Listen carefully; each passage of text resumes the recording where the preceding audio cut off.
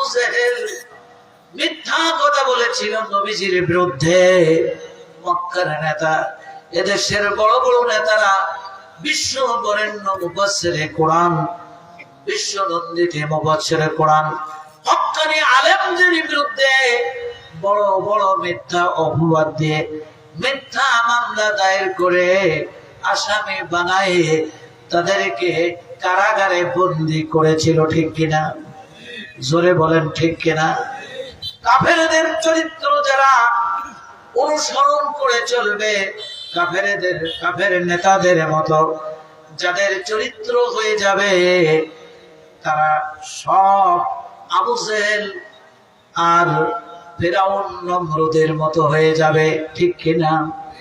জোরে বলেন ঠিক কিনা?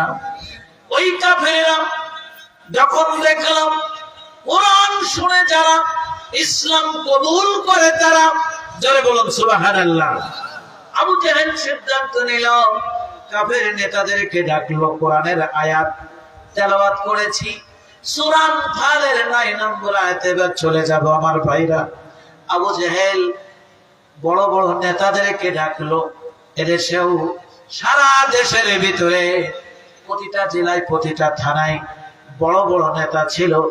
নেতাদের গোপন বৈঠক হতো, সিদ্ধান্ত নিয়ে ভালো মানুষগুলো তাদের বিরুদ্ধে মিথ্যা মামলা দেওয়া হতো, বাড়ির থেকে ধরে নিয়ে মামলা দিয়ে জেলে ঢুকানো হতো। ঠিক কিনা বলুন? জোরে বলেন ঠিক কিনা? আমার ভাইয়েরা, আবু জেহেল নেতাদেরকে ডেকে বললে, শোনো, এই আব্দুল্লাহর বেটা মুহাম্মদ যদি বেঁচে থাকে তাহলে আমাদের ধর্মের লোকেরা ওই মুহাম্মাদের ধর্মে, ইসলাম ধর্মে চলে যাবে। ঘের আছে আপনাদের দিকে, যদি ভোগা হয়ে যায় তাহলে এক ঘেরের মাছ আর এক ঘেরে চলে যায়। ঠিক কিনা? একটু জোরে বলেন। আবু জেহেল বলল, এভাবেই মাছ যেভাবে লাফিয়ে চলে যায় এক পাশ থেকে আর এক পাশে, আমাদের ধর্ম থেকে দেখতে পাচ্ছি লোকেরা সব মুহাম্মাদের ধর্মে, ইসলাম ধর্মে দীক্ষিত হচ্ছে, কালিমা পড়ে ইসলাম কবুল করছে, মুসলমান হচ্ছে। এই সুযোগ আর দেওয়া যাবে না। মুহাম্মদকে এবং তার সাহাবীদেরকে আমরা ছাড় দেব না। এদেশেও অনেক বড় বড় নেতারা বলেছিল হুজুরদের কোনো ছাড় নাই। একটু জোরে বলে, হুজুরদের ছাড় নাই। বাংলাদেশে আমি অনেক আগের থেকে তাফসীর করি, সাতক্ষীরা জেলা, বিভিন্ন সারা দেশের ভিতরে। যখন এদেশে শুরু হয়ে গেল তাফসীরে মাহফিলে মাইক কেড়ে নেওয়া, দেখেননি আপনারা? কথা বলেন, ইউটিউবে দেখেননি? অসংখ্য বক্তাদের কাছ থেকে মাইক কেড়ে নিয়েছে। তুই বলে কথা বলেছে, অনেক বক্তাদেরকে মেরেছে। দেশে প্রোগ্রাম বন্ধ করে দিয়ে বাধ্য হয়ে ভারতে গেল। মাসুম বিল্লাহ আজাদী, এটা দিয়ে আপনারা সার্চ দিলে ওয়াজ পাবেন, ভারতের বহু ওয়াজ আছে। যাই হোক, সেদিকে যাব না। আলেমদের উপরে অত্যাচার নির্যাতন করেছে, অথচ মুসলমান জাহিলিয়াতের যুগের কাফেরেরা মুসলমানদের উপর অত্যাচার করেছিল। আর বর্তমান যুগে কিছু নামধারী মুসলমান, ফার্স্ট ক্লাস মুসলমান যারা, হক্কানি আলেম যারা, ভালো মানুষ যারা, তাদের উপর অত্যাচার নির্যাতন করেছে। ঠিক কিনা? আর জোরে বলুন ঠিক কিনা? আমার ভাইয়েরা, সিদ্ধান্ত নিল মুহাম্মদ সাল্লাল্লাহু আলাইহি ওয়াসাল্লামের তার সাহাবীদেরকে আর ছাড় দেওয়া হবে না, তাদেরকে মারা হবে। খাব্বাবকে ধরলো, লোহার অঙ্গারের উপরে আগুন জ্বালিয়ে দাও দাও করে জ্বলতেছে, অঙ্গারের উপরে শোয়াই দিল। খাব্বাবের পিঠ পুড়ে গর্ত হয়ে গেল, তেল গলে গলে পড়লো। খুবাইবকে ধরলো, শুলে চড়ে মৃত্যুদণ্ড দিল। মৃত্যুর আগে খুবাইবের ডান হাত কেটে নিল, বাম হাত কেটে নিল। অপরাধ শুধুমাত্র ইসলাম কবুল করা, মুসলমান হওয়া।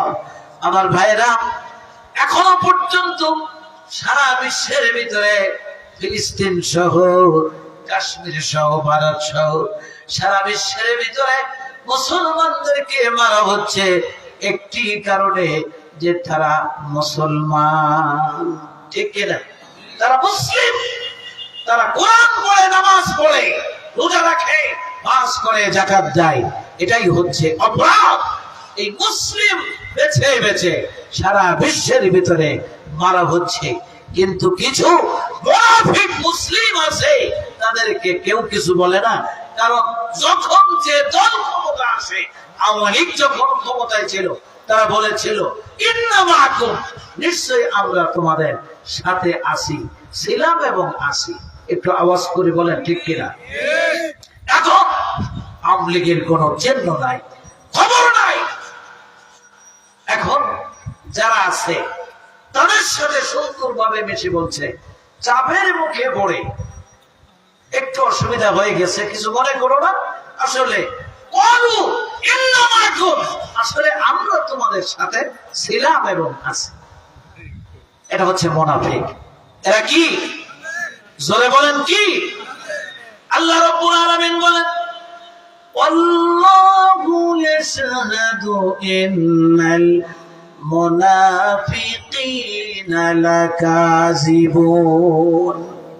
কঠিন কথা শুনছেন আপনারা? আওয়াজ করে বলেন, শুনছেন? আল্লাহু ইয়াশহাদু, আল্লাহ সাক্ষ্য দিচ্ছেন, ইন্নাল মুনাফিকিনা লাকাযিবুন, মুনাফিকরাই মিথ্যাবাদী। যারা মিথ্যা কথা বলে তারা মুনাফিক। তারা কি? জোরে বলেন, তারা কি? মুনাফিক বাদ দিলে সলিড মুসলিম পাওয়া কঠিন।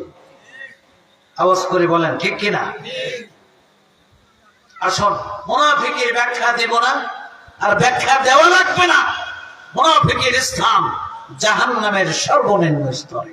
ইন্নাল মুনাফিকিনা ফিদ-দারকিল আসফালি মিনান নার, মুনাফিকের স্থান জাহান্নামের সর্বনিম্ন স্তরে। টুপি থাকলেও জাহান্নামে যেতে হবে, দাড়ি থাকলেও জাহান্নামে যেতে হবে, লম্বা পাঞ্জাবি জুব্বা থাকলেও জাহান্নামে যেতে হবে। মুনাফিক হাজি, হাজি হলেও জাহান্নামে যেতে হবে। জোরে বলেন ঠিক কিনা? এটা আমার কথা, আল্লাহর কথা। সিদ্ধান্ত নিল নবী এবং সাহাবীদেরকে সাথ দেওয়া হবে না। বেলালকে ধরল, মরুভূমির উত্তপ্ত বালুর উপরে চিৎ করে শোয় দিয়া বুকের উপরে ভারী পাথর চাপিয়ে দিল। ইসলাম ছাড়বে কিনা বল। তাদের ঈমান এমন ছিল, জীবন যাবে কিন্তু ঈমান যাবে না। সুবহানাল্লাহ। আর আমাদের ঈমান একটা বিড়ি সিগারেটে বিক্রি হয়ে যায়। ঠিক কিনা? জয় বলে ঠিক কিনা? কিসের মুসলিম আমরা? কিসের মুসলমান? নামে মুসলমান, কামে আমরা মুসলমান নই। সিদ্ধান্ত নিল, মারতে লাগলো, নবীজির ঘর ঘেরাও করলো। সূর্যোদয় হবে, নবীজিকে দুনিয়া থেকে বিদায় করে দিবে কাফের বেঈমানেরা। আল্লাহ রাব্বুল আলামিন হেফাজত করলেন, জিবরিলের মাধ্যমে ঘুম থেকে জাগিয়ে বললেন, এই রাতে এখনই ঘর থেকে বেরিয়ে যেতে হবে, হিজরত করতে হবে, মক্কা ছাড়তে হবে।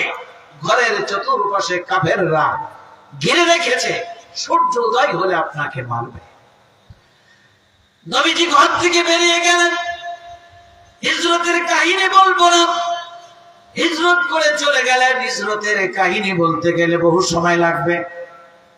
আবু বকরকে সঙ্গে নিয়ে রাতের অন্ধকারে হিজরত করলেন, মদিনাতে চলে গেলেন। আল্লাহর নবীকে সাহাবীরা তো ভালোবাসতো। নবীজি যখন মক্কা ছেড়ে হিজরত করলেন, মদিনাতে চলে গেলেন, সাহাবীরা বলল, যে দেশে নবী নাই সে দেশে আমরা থাকবো না। সুবহানাল্লাহ। কি মহব্বত, কি ভালোবাসা! জায়গা জমি বাড়ি ঘর সব কিছু ফেলাই রেখে নবীজি মদিনায় রয়েছেন, সাহাবীরা মদিনাতে চলে গেলেন। এ তো বিক্রি করা যাবে না, কেউ নেবে না, কারণ ওই জাহিলিয়াতের যুগের মক্কার নেতা ছিল আবু জেহেল। সাহাবীদের কাছ থেকে সব ছিনতাই করে নিয়েছে, জায়গা জমি সব দখল করে নিয়েছে, যেভাবে জালেমরা করেছে। ঠিক কিনা বলেন? সাহাবীরা চলে গেল। এবার আবু জেহেল মক্কার বড় বড় নেতাদেরকে ডাক দিল, শোনো, এই যে মুহাম্মদ সাল্লাল্লাহু আলাইহি ওয়াসাল্লাম মদিনায় চলে গিয়েছে, দেখো তোমার বাড়ির পাশে অমুক সাহাবী তার পরিবার পরিজন নিয়ে হিজরত করেছে, মদিনাতে চলে গিয়েছে। নবীজিকে এত ভালোবাসে, এত সুন্দর ঘর বাড়ি, জায়গা জমি, উট দুম্বা মেয়ে সবকিছু রেখে চলে গিয়েছে। সুবহানাল্লাহ। তোমার বাড়ির পাশে দেখো নাই, এরা মক্কায় গিয়ে জোট করতেছে। এমন দিন আসতে পারে যেই দিনে মুহাম্মদ তার সাহাবীদেরকে নিয়ে মক্কায় আসবে, আর যদি তারা আমাদের বিরোধিতা করে, আমাদের বিরুদ্ধে যদি ষড়যন্ত্র করে, তাহলে ওই মুহাম্মদ এবং তার সাহাবীদের সামনে আমরা টিকতে পারবো না, আমরা ধ্বংস হয়ে যাব, শেষ হয়ে যাব। কোথায় মদিনা, কোথায় মক্কা? আবু জেহেলের চিন্তায় ঘুম নাই। কাফের যারা, বেঈমান যারা, ইসলামের দুশমন যারা আবু জেহেলের মতো টেনশন করে, তারা আমাদের কোনো টেনশন নাই। ঠিক কিনা? জোরে বলো ঠিক কিনা? কি করা যাবে? ঐক্যবদ্ধ ভাবে সৈন্য নিয়ে মদিনায় যাব, মুহাম্মদ এবং তার সাহাবীদেরকে দুনিয়া থেকে চিরতরে বিদায় করে দিব, একটাও বাঁচিয়ে রাখবো না।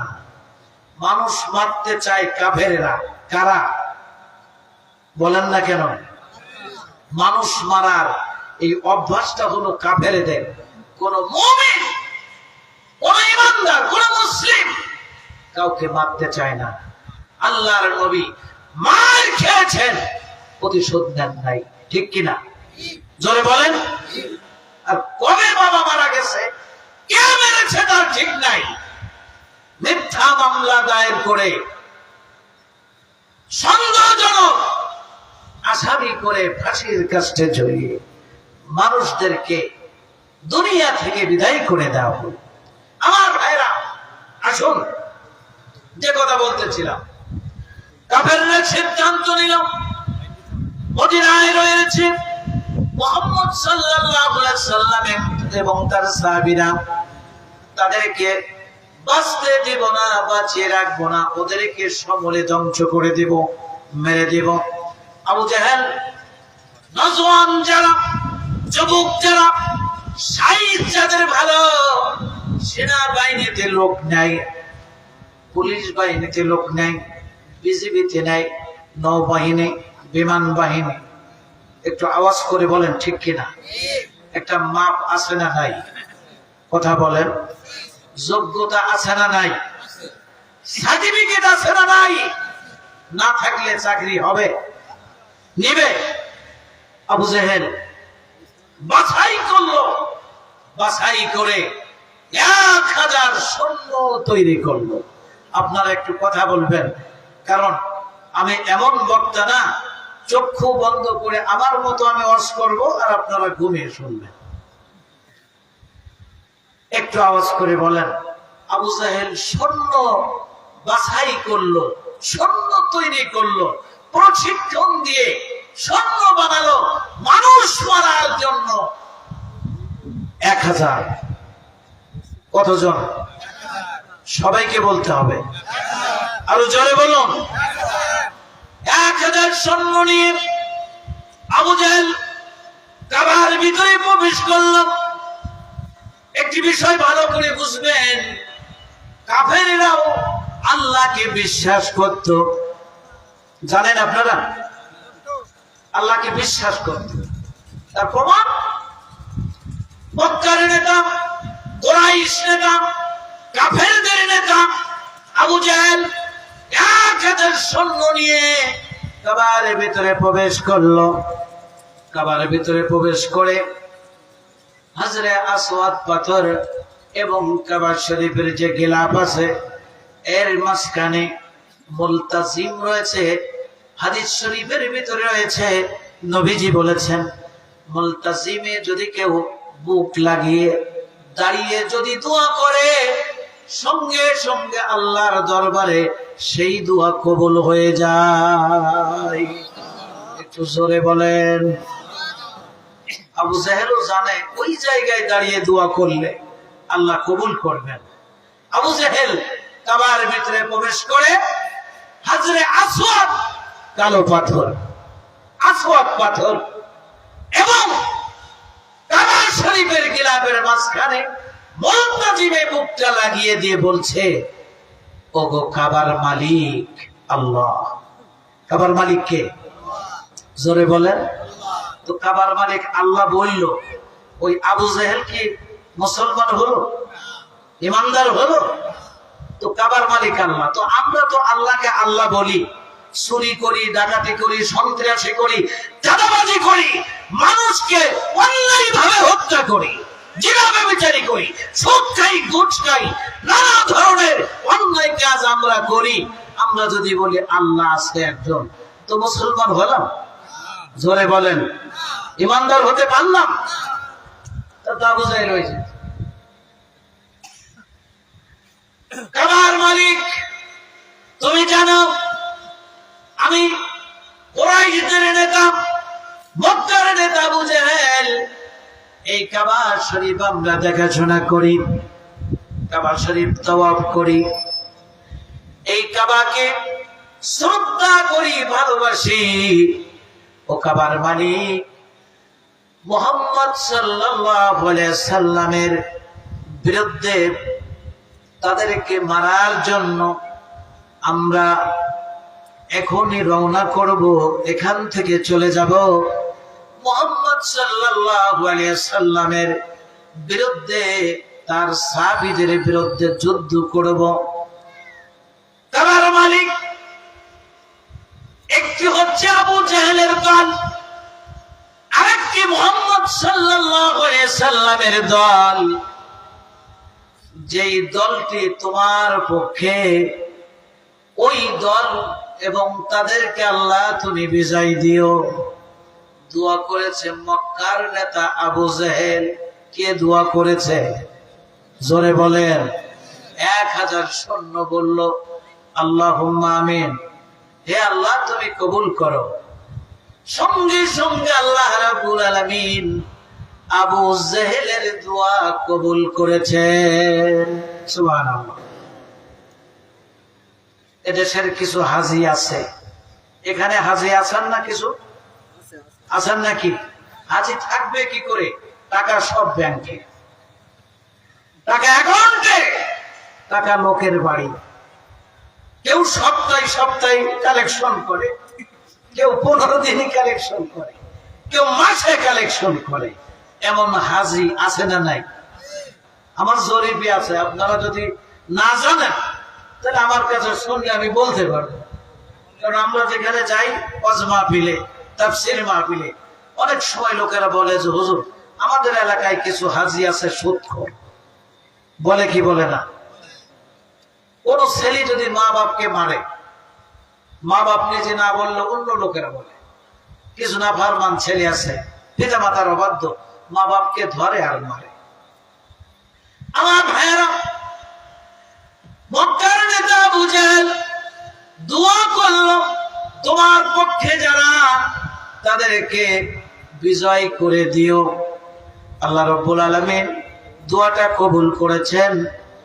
কাবা শরীফে বাংলাদেশের বহু হাজিরা গিয়েছে, বামপন্থী রামপন্থী, দাড়াই পোশাক করে, নাপাক এমন বড় বড় নেতারাও সরকারি টাকায়, দেশের টাকায়, জনগণের টাকায় হজ করেছে।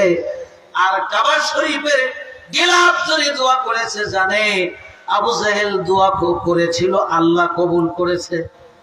আমাদের দোয়া আল্লাহ কেন কবুল করবে না? আমরা তো ভালো মানুষ, আমরা মৌলবাদ ধ্বংস করতে চাই, আমরা আলেমদেরকে নিচ্ছিন্ন করতে চাই, দেশের মাদ্রাসাগুলি বন্ধ করতে চাই, টুপি মানুষের মাথায় থাকবে না, দাড়ি থাকবে না, সুন্নতি লিবাস থাকবে না, ইসলাম থাকবে না, ঘরে কোরআন তেলাওয়াত হবে না, কোরআন সম্পূর্ণ বন্ধ করে দেব। আমরা তো ভালো মানুষ, কাবা শরীফে এসেছি হজ করতে, কাবার গিলাফ ধরে দোয়া করেছে হাজিরা যে বাংলাদেশকে আল্লাহ তুমি আলেম মুক্ত করে দাও, আলেম মুক্ত করে দাও, যেন কোনো আলেম বাংলাদেশে না থাকে, ইসলাম না থাকে, ইসলামের নামে কোনো কিছু যেন না থাকে। আমরা মনোগ্রাম থেকে বিসমিল্লাহ কেটে দিয়েছি, বাদ দিয়েছি।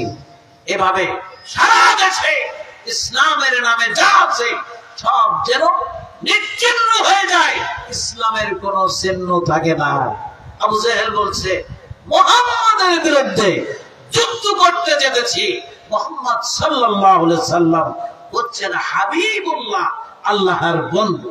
জোরে বলুন সুবহানাল্লাহ। আল্লাহর কাছে দোয়া করতেছে, আল্লাহ রাব্বুল আলামিন দোয়া কবুল করলেন। 1000 সৈন্য নিয়ে এবার রওনা হয়েছে। আয়াত তেলাওয়াত করেছি কোরআনে কারীম সূরা আনফালের 9 নম্বর আয়াত। আমার ভাইরা, এই খবর নবীজির কাছে চলে গেল মদিনায়। খবর কিছু গোপন থাকে, একটু জোরে বলেন। এদেশে আয়না ঘর ছিল, আমরা কেউ জানতাম? কেউ যদি আগে জানতেন একটু হাত উঁচু করে দেখেন, জানতেন? এত গোপন তথ্য ফাঁস হয়ে গেল, ঠিক কিনা? আয়না ঘরের ভিতর থেকে অসংখ্য মানুষের হাড় হাড্ডি কঙ্কাল বেরিয়েছে, কিছুই গোপন থাকে না।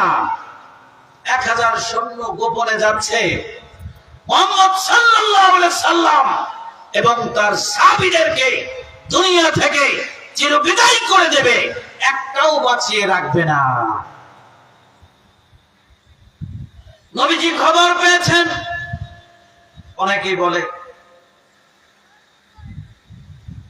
কোন কথা কোথাও থাকে না, বাতাসেও নিয়ে চলে যায়। নবীজির কানে খবর পৌঁছে গিয়েছে, সঠিক খবর, বিশ্বস্ত সূত্রে নবীজি জানলেন 1000 সৈন্য নিয়ে আবু জেহেল আসতেছে, আমাদেরকে বাঁচতে দিবে না। নবীজি সঙ্গে সঙ্গে সাহাবীদেরকে ডাকলেন, সাহাবীরা হাজির হয়ে গেল। নবীজি বললেন, মক্কায় আমাদেরকে থাকতে দিল না। ও সাহাবীরা, তোমাদের উপরে কত নির্যাতন হয়েছে। সুমাইয়াকে আবু জেহেল বর্ষা মেরে দুনিয়া থেকে বিদায় করেছে, শহীদ হয়েছে। খুবাইব শহীদ হয়েছে। সব সাহাবীদের নাম ধরে ধরে নবীজি বললেন, এবার ওরা আমাদেরকে মারার জন্য আসতেছে, এখন কি করা যাবে? সাহাবীরা বলল, ইয়া রাসূলুল্লাহ, ধৈর্য ধরেছি, সবর করেছি মক্কার জীবনে, মক্কা ছেড়ে চলে এসেছি মদিনায়, আর ধৈর্য ধরা যাবে না, ওদের সাথে আমাদের মোকাবেলা হবে। আমরা এখন আর এমনি মায়ের খেয়ে মরবো না, ওরা আমাদেরকে মারলে ওদেরকেও আমরা মারবো। সুবহানাল্লাহ। নবীজি বললেন, সাহাবীরা তাহলে প্রস্তুতি গ্রহণ করো। দেখা গেল সাহাবীর সংখ্যা খুবই কম। আমার ভাইরা, 2টা ছোট্ট ছেলে এসে হাজির হলো। কোরআনের আয়াত, এ তাফসীর শুনলে বাস্তবতার সাথে আপনারা সব মিল পেয়ে যাবেন। আমার ভাইরা, ছোট্ট 2টা ছেলে আসলো নবীজির সামনে। 11 বছর বয়সের একটি ছেলে, 13 বছর বয়সের একটি ছেলে। এই 2টা ছেলে এক মায়ের পেট থেকে দুনিয়াতে এসেছে। এরা আপন 2 ভাই। আল্লাহর নবীর সামনে এসে বলতেছে, ইয়া রাসূলুল্লাহ, ইয়া হাবিবাল্লাহ, হুজুর, সাহাবীদের সংখ্যা তো কম, আমরা দুই ভাই জিহাদের ময়দানে গিয়ে জিহাদ করতে চাই। সুবহানাল্লাহ, জোরে বলুন। শুনেছি আবু জাহেল 1000 সৈন্য নিয়ে আসতেছে, আপনার সাহাবীদের সংখ্যা কম, আমরা দুই ভাই জিহাদ করতে চাই, যুদ্ধ করতে চাই। নবীজি বললেন, তোমরা তো ছোট, মাপে তোমরা খাটবে না, বয়স খুবই কম, তোমাদের বাহুবল কম, তোমরা তো জিহাদ করতে পারবে না। ছোট্ট দুইটা ছেলে বলল, মাস ও মওয়াজ, দুই ভাই, তারা বলল, আমরা মানুষ ছোট হতে পারি, কিন্তু আমাদের শরীরে আল্লাহ তাআলা যথেষ্ট শক্তি দান করেছেন। সুবহানাল্লাহ। ইয়া রাসূলুল্লাহ, আমরা আপনার সাহাবী, শরীরে শক্তি কম থাকতে পারে কিন্তু ঈমানি শক্তি কম নাই। সুবহানাল্লাহ। নবীজি বললেন, তারপরেও তোমরা ছোট। নবীজি বললেন, তাহলে তোমাদের শক্তিটা একটু দেখতে চাই। তখন দুই ভাই কুস্তি লড়ল, কুস্তি লাগলো, লাগার পরে বড় ভাই ছোট ভাইকে ফেলাই দিল, মাটিতে চেপে ধরলো। আমার ভাইরা, ছোট ভাই নিচে শুয়ে থেকে কানের কাছে মুখ নিয়ে বলছে, ভাই তুমি জিহাদের ময়দানে যাবে, তুমি যদি বাঁচো তাহলে গাজী হবে, আর তুমি যদি মৃত্যুবরণ করো তাহলে তুমি শহীদ হবে। আমি তো তোমার মায়ের পেটের ভাই, তুমি আমাকে মাহরুম করবে? তুমি আমাকে রেখে যাবে? তুমি আমাকে ধরেছো, আমি পড়ে গিয়েছি। এবার একটিবারের জন্য আস্তে করে বলছে, আমি উপরে থাকবো, তুমি ইচ্ছা করে নিচে পড়ে যাও, তাহলে দুই ভাই জিহাদ করতে যেতে পারবে। আবার দাঁড়ালো, বড় ভাই আস্তে করে জন্ম, ছোট ভাই বড় ভাইকে শোয়াই দিল। নবীজি কৌশল বুঝতে পেরে বললেন, তোমাদের যখন এত ইচ্ছা জিহাদের ময়দানে যাওয়ার, তোমাদেরকে পারমিশন দিলাম, অনুমতি দিলাম। সুবহানাল্লাহ। সাহাবীদেরকে নিয়ে নবীজি বদরের প্রান্তরে উপস্থিত হলেন। ওই আবু জেহেলের দল আসার আগে নবীজি হাজির হলেন। নবীজি বদরের প্রান্তরে, বদরের মাঠে সিজদায় পড়ে আল্লাহর কাছে সাহায্য চাইলেন। বলেন, আল্লাহ, আর সাহায্য থেকে তুমি দেখো ওই আবু জাহেল কাফেররা কত অত্যাচার করেছে, জন্মভূমি মক্কায় থাকতে দেয় নাই, যারা ঈমান এনেছে তাদেরকে শহীদ করে দিয়েছে, নির্যাতন করেছে। ওগো আল্লাহ, এখন তারা আসতেছে আমাদেরকে মেরে ফেলে দেওয়ার জন্য। আমরা যদি শহীদ হয়ে যাই, আমরা যদি দুনিয়া থেকে বিদায় নিয়ে চলে যাই, তাহলে ইসলাম প্রচার করবে কারা? আল্লাহ তুমি সাহায্য করো। দোয়া করলেন।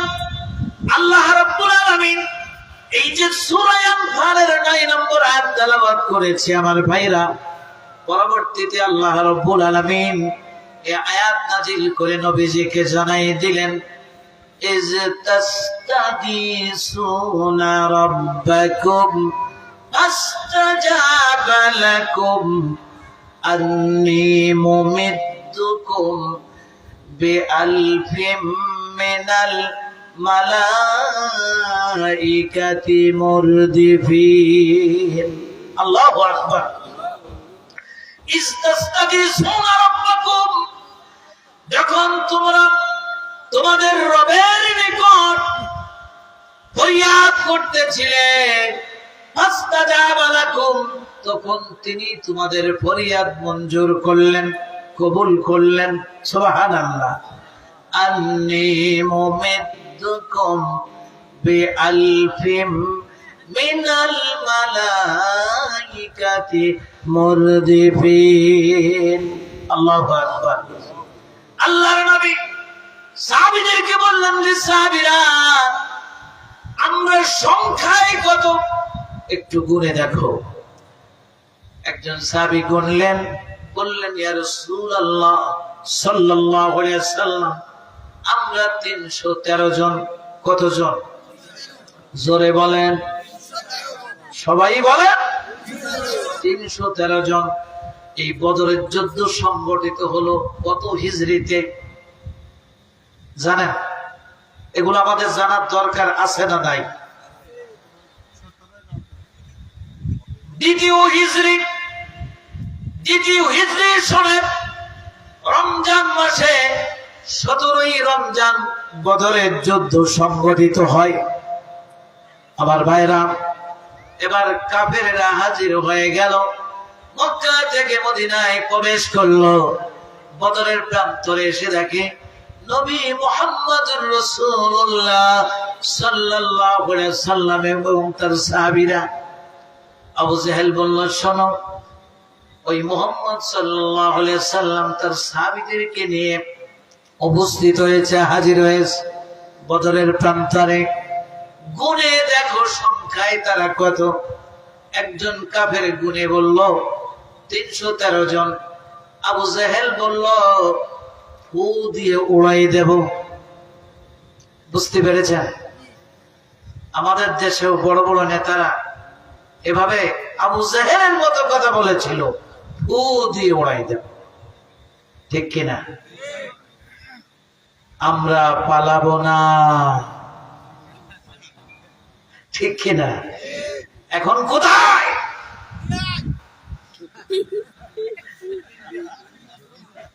আমার ভাইরা, কোরআনের তাফসীর, ওয়াজ মাহফিল, কোরআনের মাহফিল, কোরআন থেকে আমি আপনাদেরকে আলোচনা শোনাতে চাই। আপনারা শুনতে রাজি আছেন নাকি? আছেন সবাই? আমি বুঝতে পারি নাই যে এত সময় পর্যন্ত আপনারা আমার সামনে বসে থাকবেন। আলহামদুলিল্লাহ। একটু জোরে বলেন। শুকরিয়া আদায় করলে নিয়ামত বাড়িয়ে দেন কে? শুকরিয়া কম করি, এই জন্য আমাদের সমস্যা আছে। শুকরিয়ার দিকে আলোচনা নয়। আবু জেহেল বলল, ফু দিয়ে উড়াই দিব। 313 জন। আর কোথায় 1000 সুসজ্জিত সৈন্য। আল্লাহ রাব্বুল আলামিন আরশ আজিম থেকে নজর করে দেখতেছেন। আল্লাহ রাব্বুল আলামিন সূরা আনফালের 9 নম্বর আয়াতে বলেছেন, আন্নী মুমিদ্দুকুম বিআলফিম মিনাল মালাইকাতি মুরদিফিন। আমি অবশ্যই আপনাকে সাহায্য করব আগত হাজার হাজার ফেরেশতা দ্বারা। সুবহানাল্লাহ। যে আপনার দলে মানুষ কম, মুসলিম কম, সেজন্য চিন্তা করবেন না। আলফিম মিনাল মালাইকাতি, মালাইকা মানে ফেরেশতা। মালাইকা মানে কি? জোরে বলেন। মালাইকা মানে ফেরেশতা। হাজার হাজার ফেরেশতা পাঠিয়ে আপনাকে সাহায্য করব। সুবহানাল্লাহ। আমার ভাইরা, ফেরেশতা কোথায় নাজিল হলো? পৃথিবীর ভিতরে আশ্চর্য 3টি পাহাড় রয়েছে। একটি পাহাড়ের নাম হচ্ছে জাবালে রহমত। সুবহানাল্লাহ বলেন। আরেকটি পাহাড়ের নাম জাবালে নূর। আরেকটি পাহাড়ের নাম জাবালে মালাইকা। সুবহানাল্লাহ। জাবালে রহমত আরাফাতের পাশে। হাজী সাহেবগণ যারা গিয়েছেন দেখেছেন, আরাফাতের পাশে একটি পাহাড় রয়েছে। আল্লাহ রাব্বুল আলামিন আদম আলাইহিস সালাম এবং আমাদের আদি মাতা মা হাওয়া আলাইহিস সালামকে পৃথিবীতে জান্নাত থেকে পাঠিয়েছিলেন। শয়তানের ধোঁকায় পড়ে আল্লাহর একটি হুকুম অমান্য করার কারণে জান্নাত থেকে আল্লাহ রাব্বুল আলামিন পৃথিবীতে পাঠিয়েছিলেন। অনেক লম্বা ঘটনা, সংক্ষেপে বলবো। পৃথিবীতে আসার পরে দুইজনকে দুই জায়গায় পাঠিয়েছিলেন, কারোর সাথে কারো সাক্ষাৎ নাই। এই যে আরাফাতের মাঠ বলে, আরাফাত মানে কি? পরিচয়। আরাফাত মানে পরিচয়। এক জায়গায় মিলিত হয়েছে, পরিচয় হয়েছে। পৃথিবীতে যেই জায়গায়, ওই জায়গার নাম হচ্ছে আরাফাত। সুবহানাল্লাহ বলেন। কষ্ট হচ্ছে আপনাদের? এই আরাফাতের ময়দানে আদম আলাইহিস সালাম এবং মা হাওয়া আলাইহিস সালামের প্রথম মিলন হলো, এখানে পরিচয় হলো। এই জন্য আরাফাতের ময়দান, আরাফাতের ময়দানের পাশে একটি পাহাড়। আদম আলাইহিস সালাম পাহাড়ের উপর উঠলেন। দেখেন, যারা আল্লাহর মাহবুব বান্দা, যারা হক্কানি আলেম, বড় বড় বিজ্ঞ আলেম, যারা দেখবেন কোনো কিছু হলেই তাদের চক্ষুটা উপরে চলে যায়। আল্লাহ রাব্বুল আলামিন আরশে আজিমে রয়েছেন, উপরে রয়েছেন। এই জন্য আল্লাহর দিকে তারা তাকায়। সুবহানাল্লাহ। আর যারা জাহেল, মূর্খ, কিছু হলেই মাত্র নিচু। আপনারা দেখবেন বাস্তবতায় কিছু বলবেন, একটা আকস্মিক দুর্ঘটনার কথা, সাথে সাথে মাথা নিচু করে আল্লাহওয়ালা মানুষ সাথে সাথে আল্লাহকে স্মরণ করে আর সে আজিমের দিকে তাকায়। সুবহানাল্লাহ। আদম আলাইহিস সালাম আরাফাতের পাশে পাহাড়ের উপরে উঠলেন। পাহাড়ের উপরে উঠে আরশে আজিমের দিকে তাকিয়ে চোখের পানি ছেড়ে দিয়ে কাঁদলেন। এত কাঁদলেন, চোখের পানি দাঁড়িয়ে বুক দিয়ে নিচে পড়েছে পাহাড়ের উপরে। ওই পানি পড়তে পড়তে শিশির হয়ে গিয়েছে, খাল হয়ে গিয়েছে চোখের পানি। আল্লাহ, ভুল করেছি, রব্বানা যালামনা আনফুসানা ওয়া ইল্লাম তাগফির লানা ওয়া তারহামনা লানাকুনান্না মিনাল খাসিরিন। আল্লাহু আকবার। এই যে হাত তুলে দোয়া করা, মোনাজাত করা, সারা বাংলাদেশ জুড়ে, ভারতবর্ষ জুড়ে আদম আলাইহিস সালাম হাত তোলেন নাই, আকাশের দিকে তাকিয়ে বলেছিলেন, রব্বানা, কে আমাদের রব? আমাদের রব কে? রব্বি আল্লাহ। আমাদের রব হচ্ছে না আল্লাহ। বলুন সুবহানাল্লাহ।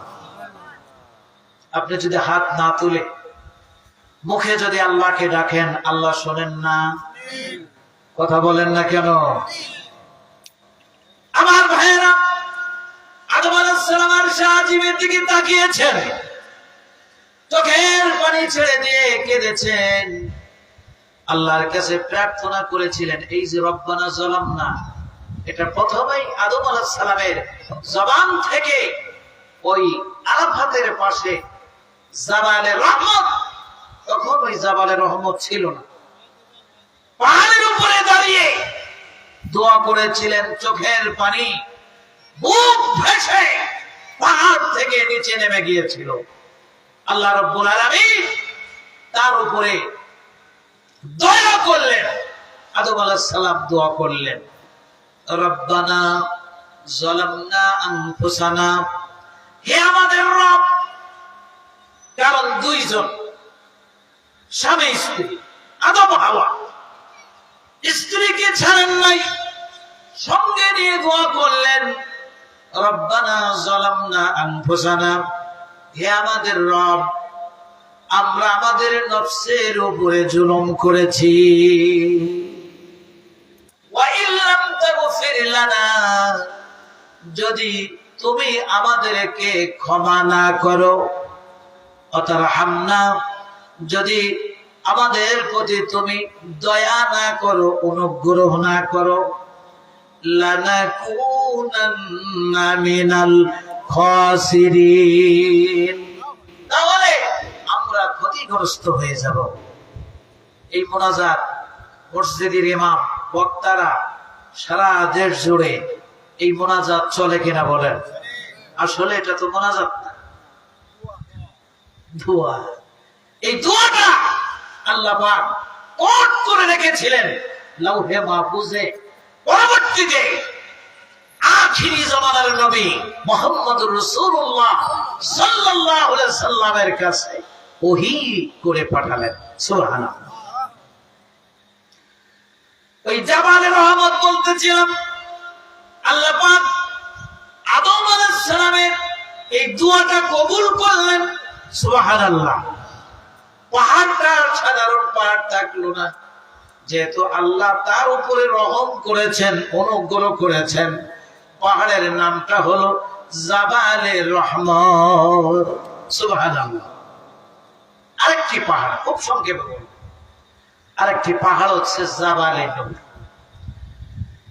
আখিরি জামানার নবী, খাতামুন নবিয়্যিন, শেষ নবী, ইমামুল মুরসালিন, সব মুরসালিনদের নবী রাসূলদের যিনি ইমাম, রাহমাতাল লিল আলামিন, আল্লাহ রাব্বুল আলামিন যাকে গোটা বিশ্ববাসীর জন্য রহমত স্বরূপ প্রেরণ করেছেন। সুবহানাল্লাহ। নবীজি এই সমাজের অবস্থা দেখলেন, জাহিলিয়াতের যুগের মানুষেরা চুরি করে, ডাকাতি করে, সন্ত্রাসী করে, চাঁদাবাজি করে, মানুষের রক্ত নিয়ে হোলি খেলা করে, জীবিত কন্যা সন্তানকে জীবিত অবস্থায় পতিত করত, কবর দিত। দৃশ্য দেখে নবীজি চেষ্টা করেছিলেন, হেল্পফুল ফজল সংগঠন তৈরি করেছিলেন যুবকদেরকে নিয়ে। চোর যারা তাদের কাছে গিয়ে বললেন, চুরি করো না, চুরি করা ভালো কাজ নয়। ডাকাতদেরকে বললেন, তোমরা ডাকাতি করো না। সন্ত্রাসদেরকে বললেন, সন্ত্রাসী করো না। চাঁদাবাজদেরকে বললেন, চাঁদাবাজি করো না। সুদখোরদেরকে বললেন, সুদ খেও না। ঘুষখোর যারা তাদেরকে বললেন, ঘুষ খেও না। কন্যা সন্তানকে জীবিত অবস্থায় কবর দিত যারা, তাদেরকে বললেন, এত বড় জঘন্য অন্যায় করো না। নবীজি 16-17 বছর বয়স থেকে 40 বছর বয়স পর্যন্ত মানুষের দ্বারে দ্বারে ওই যুবকদেরকে নিয়ে, হেল্পফুল ফজল সংগঠনের সদস্যদেরকে নিয়ে মানুষকে বোঝালেন। বোঝানোর পরেও একটা মানুষ নবীজির কথায় কর্ণপাত করলো না। যারা যে অন্যায় করত সে অন্যায় করেই তারা চলেছে।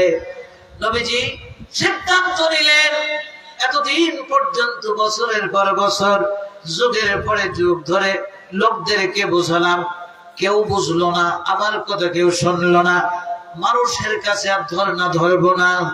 এবার গোটা সৃষ্টি জগতের পালন কর্তা আল্লাহ রাব্বুল আলামিনের কাছে ধর্ণা ধরবো।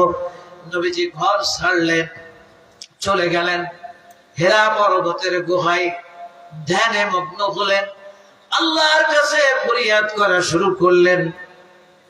ও বিশ্বের পালন কর্তা, আকাশের মালিক, সূর্যের মালিক, চন্দ্রের মালিক, নক্ষত্রের মালিক, পাহাড় পর্বতের মালিক, মহাসাগর উপসাগরের মালিক, প্রাণী জগতের মালিক আল্লাহ। এই জাহিলিয়াতের যুগের মানুষেরা এত খারাপ, এত অন্যায় কাজ তারা করে, এত বুঝালাম, চেষ্টা করলাম, তারা বুঝলো না। ওগো আল্লাহ, তোমার পক্ষ থেকে এমন একটি নিয়ামত তুমি আমাকে দান করো, যার মাধ্যমে সমাজের সব অন্যায় কাজগুলি বন্ধ হয়ে যায়। আল্লাহ রাব্বুল আলামিন নবীজির দোয়া কবুল করলেন। জিবরিল আলাইহিস সালামকে বললেন, জিবরিল, লাওহে মাহফুজ থেকে সূরা আলাকের প্রথম 5টি আয়াত নিয়ে আমার বন্ধুর কাছে হেরা পর্বতে চলে যাও। সুবহানাল্লাহ। জিবরিল হাজির, নবীজিকে কোরআনের আয়াত শোনালেন। আপনারা জানেন, জিবরিল বলেছে, ইকরা, পড়ুন, বিসমি রাব্বিকাল্লাযী খলাক, আপনার রবের নামে, পালন কর্তার নামে, যিনি সৃষ্টি করেছেন। নবীজি বলেছেন, আমি পড়তে জানি না। 3 বার বলেছে। এরপরে নবীজি পড়তে পেরেছেন। মূল কথা হলো, জাবালে নূর পাহাড়টা কেমন করে হলো? আমার ভাইরা, হেরা পর্বতে এ কোরআন নাজিল করেছেন আল্লাহ রাব্বুল আলামিন। এই কোরআনের মর্যাদার কারণে হীরা পর্বত হলো জাবালে নূর, নূরের পাহাড়। সুবহানাল্লাহ, জোরে বলুন।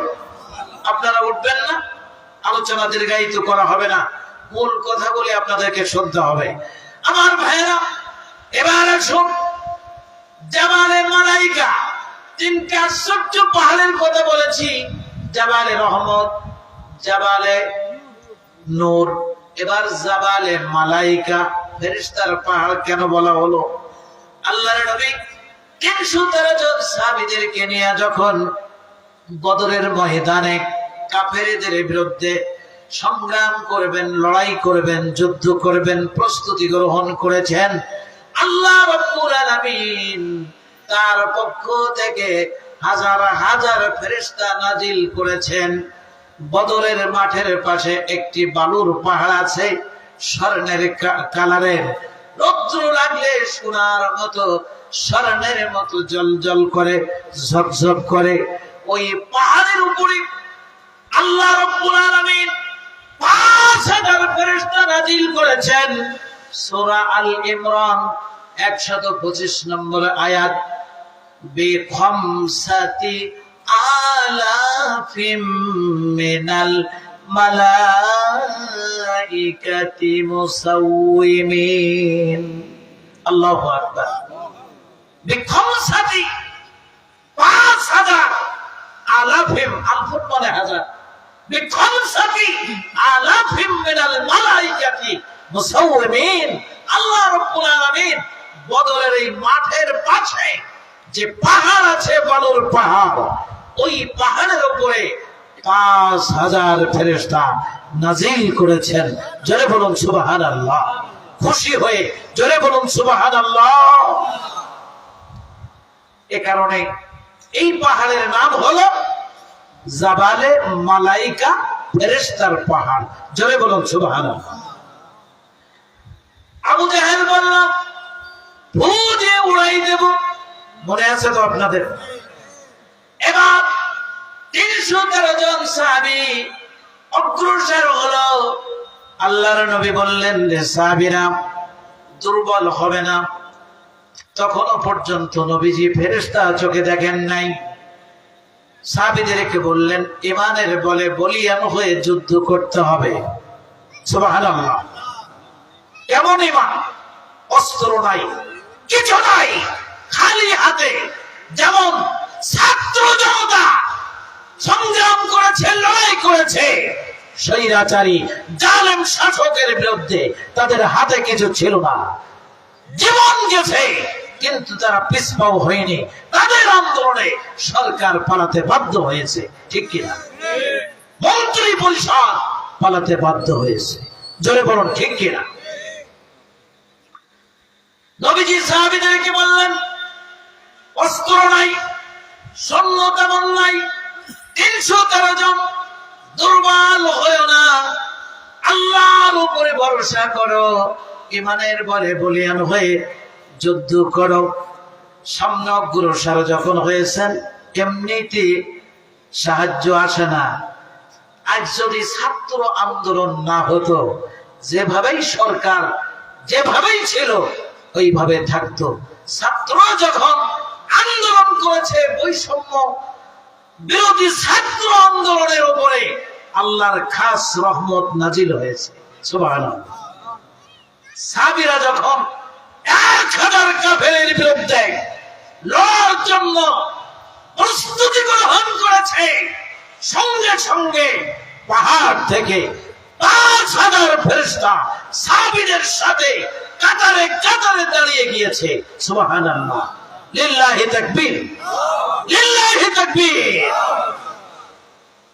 আবু জাহেল বলছে, কি ব্যাপার? একটু আগে দেখলাম 313 জন, তোমরা গণেছো, এখন দেখতে পাচ্ছি হাজার হাজার, 5000, আর এদিকে 313 জন। কাফেরদের মনে ভয় আছে না নাই? এদিকে মাছ এবং মাছ সামনে অগ্রসর রয়েছে, দুই ভাই, 11 বছর আর 13 বছরের দুই ভাই। আব্দুর রহমান বিন আউফকে দেখে বলছে, চাচাজি আমাদেরকে একটু আবু জেহেলকে দেখিয়ে দিবেন। তোমরা ছোট্ট দুইটা ছেলে আবু জেহেলকে দেখিয়ে দিলে তোমরা কি করবে? তা আমরা শুনেছি আল্লাহ রাসূলের উপরে সব থেকে বেশি নির্যাতন করেছে আবু জেহেল। আবু জেহেলের কারণে আল্লাহ রাসূল মক্কায় থাকতে পারেনি, হিজরত করে এসেছে। ওই আবু জেহেলকে একটু আমাদের দেখিয়ে দিন। আব্দুর রহমান বিন আউফ বললেন, দেখিয়ে দিলে কি হবে? তারা বলল, আবু জেহেলকে দুনিয়া থেকে বিদায় করে দিব। সুবহানাল্লাহ, জোরে বলুন। মায এবং মুআজ দুই ভাই সিংহ শাবকের মতো প্রস্তুত। আব্দুর রহমান বিন আউফ বললেন, ওই দেখা যায় ঘোড়ার পিঠে ওই মক্কার নেতা আবু জেহেল 1000 সৈন্য নিয়ে এসেছে। মায এবং মুআজ সিংহ শাবকের মতো দ্রুত গতিতে এগিয়ে গেল। আবু জেহেল ঘোড়ার পিঠে বসেছিল, অস্ত্র দিয়ে আঘাত করলো, আবু জেহেল ঘোড়ার পিঠ থেকে পড়ে গেল। সুবহানাল্লাহ। আবু জেহেলের বন্ধু যারা তাদের সুবহানাল্লাহ পড়তে হবে না, আবু জেহেলের খালাতো ভাই যারা তাদের সুবহানাল্লাহ বলতে হবে না। নবীর উম্মত যারা তারা একটু জোরে বলুন সুবহানাল্লাহ। পড়ে গেল আবু জেহেল, বড় নেতা পড়ে গেল। তরবারি দিয়ে মায আবু জেহেলকে দুনিয়া থেকে চির বিদায় করে দিল। সুবহানাল্লাহ বলেন। আমার ভাইরা, বদরের যুদ্ধে আল্লাহ রাব্বুল আলামিন মুসলমানদের পক্ষে 5000 সৈন্য পাঠালেন। এরা মানুষ নয়, এরা আল্লাহর রহমতের ফেরেশতা। ঠিক কিনা? বাংলাদেশেও সারা বিশ্ব জুড়ে মুসলমানরা যদি ঈমানের বলে বলিয়ান হয়ে যদি তারা সামনে অগ্রসর হয়, তাদের সাহায্য করবেন কে? জয় বলুন কে? তার বাস্তব প্রমাণ আছে না নাই? ব্যাখ্যা করব না। আসুন আমার ভাইরা, আল্লাহ রাব্বুল আলামিন ফেরেশতা নাজিল করেন কাদের জন্য? সূরা হামিম সাজদা 30 নম্বর আয়াতে আল্লাহ রাব্বুল আলামিন বলেন, ইন্নাল্লাযীনা ক্বালু রাব্বুনাল্লাহ, বলুন আল্লাহু আকবার, সুম্মা ইসতাকামু তাতানাজ্জালু আলাইহিমুল মালাইকাতু আল্লা তাখাফু ওয়া লা তাহজানু ওয়া আবশিরু বিল জান্নাতিল্লাতী কুনতুম তুআদুন। সূরা হামিম সাজদা 30 নম্বর আয়াত। ইন্নাল্লাযীনা ক্বালু রাব্বুনাল্লাহ, নিশ্চয়ই যারা বলে আল্লাহ আমার রব, সুম্মা ইসতাকামু, অতঃপর তাতেই ইস্তেকামত থাকে, অটল অবিচল থাকে। যুদ্ধের ময়দানে যখন আল্লাহ আমার রব একথা মনে করে অটল থাকে, অবিচল থাকে, বাতিলের বিরুদ্ধে, ইসলামের দুশমনদের বিরুদ্ধে যখন যুদ্ধ করার জন্য প্রস্তুতি গ্রহণ করে, তাতানাজ্জালু আলাইহিমুল মালাইকা, তখন আল্লাহ রাব্বুল আলামিন তাদের উপরে ফেরেশতা নাজিল করেন। জোরে বলুন সুবহানাল্লাহ। তাতানাজ্জালু আলাইহিমুল মালাইকা, ফেরেশতা নাজিল করেন। আমার ভাইরা, কত যুদ্ধ হলো, যুদ্ধের ইতিহাস হয়েছে। আফগানিস্তানের মুজাহিদরা জিহাদ করেছে, যুদ্ধ করেছে, ইমানের বলে বলিয়ান হয়ে সাহায্য করেছেন কে? জোরে বলুন কে? কেমন ভাবে? ফেরেশতা আল্লাহ নাজিল করেন। এবার ফেরেশতারা বলে মুজাহিদদেরকে, যারা জিহাদ করে তাদেরকে মুজাহিদ বলা হয়। আফগানিস্তানের মুসলমান, প্রত্যেকটা মুসলমান নারী পুরুষ সব মুজাহিদ।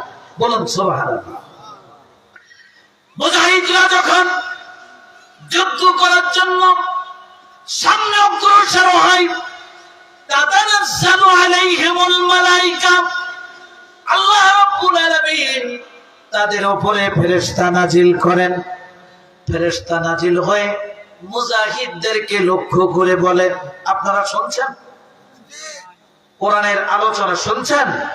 ডাইনে বামে তাকানো যাবে না, আমার দিকে তাকান। অন্য মনস্ক হয়ে বসে থেকে কোনো লাভ হবে না, আলোচনায় মনোনিবেশ করবেন। আজকের এই আলোচনা আল্লাহ পাক আমাদের জন্য হিদায়াতের জরিয়া বানাই দেন, বলুন আল্লাহুম্মা আমিন। আর জোরে বলুন আল্লাহুম্মা আমিন। ফেরেশতা আল্লাহ রাব্বুল আলামিন নাজিল করেন। ফেরেশতারা মুজাহিদদেরকে লক্ষ্য করে বলেন, আমার দিকে তাকান। আল্লাহ তাখাফু, ও মুজাহিদরা, আল্লাহ তাখাফু, ভয় করো না। ওই কাফেরদের ভয় করো না, ইসলামের দুশমনদের ভয় করো না। তোমরা গুলির ভয় করো না, কোপের ভয় করো না, কামানের ভয় করো না, বুলেটের ভয় করো না। আল্লাহ তাখাফু, কাউকে তোমরা ভয় পেও না। ওয়ালা তাহজানু, এবং কোন চিন্তা করো না। নিশ্চিন্তায় আল্লাহর উপরে ভরসা করে জিহাদ করতে থাকো। ফেরেশতারা যখন এভাবে বলতে থাকে, তখন মুজাহিদদের শক্তি অনেক অনেক গুণে আল্লাহ রাব্বুল আলামিন বাড়িয়ে দেন। জোরে বলুন সুবহানাল্লাহ। আমার ভাইরা, আসুন এই বদরের যুদ্ধের আলোচনা 2-1 দিনে 2-5 দিনে শেষ করা যাবে না। আমি বলেছিলাম মা বোনদের সম্পর্কে কিছু আলোচনা হবে। পবিত্র রমজান মাস বিদায় নিয়েছে। 17ই রমজানে বদরের যুদ্ধ সংগঠিত হয়েছিল। বদরের মুজাহিদদের মতো ঈমান যেন আল্লাহ পাক আমাদেরকে দান করেন, বলুন আল্লাহুম্মা আমিন। আর জোরে বলুন আল্লাহুম্মা আমিন।